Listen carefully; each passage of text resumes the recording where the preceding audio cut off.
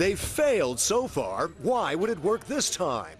EU foreign ministers are wrestling with how to tighten the screws on an Iranian government that remains defiant. Whatever is discussed, it needs to be appropriate, smart, measured, and we will return to this issue again and again until we're able to see some movement from Iran.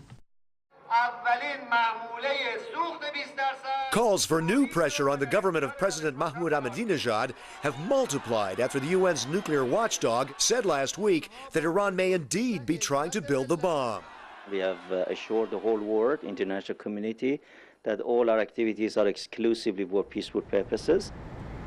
Contending it's all for peaceful use, Iran plans 2 new uranium enrichment sites in the mountains to evade possible attack.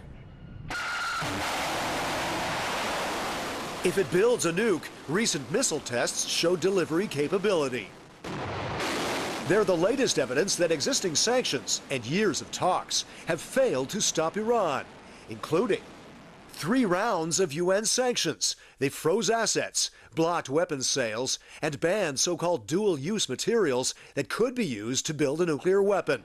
The U.S. slapped a ban on trade and investment, and it's also blocking Iranian banks from the U.S.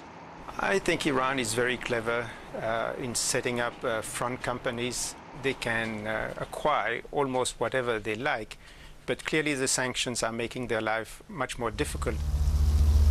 So what other sanctions cards are there to play? Banning shipments of gasoline, for one. That's about 40% of Iran's supplies. And an insurance ban could paralyze shipping to Iran. Some argue those measures could play into the government's hands and undermine the Iranian opposition.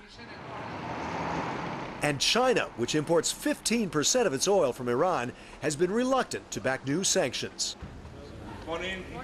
Now, before testing Iran, a test of international resolve to see just how much tougher it can get. Chris Burns, Bloomberg News, Brussels.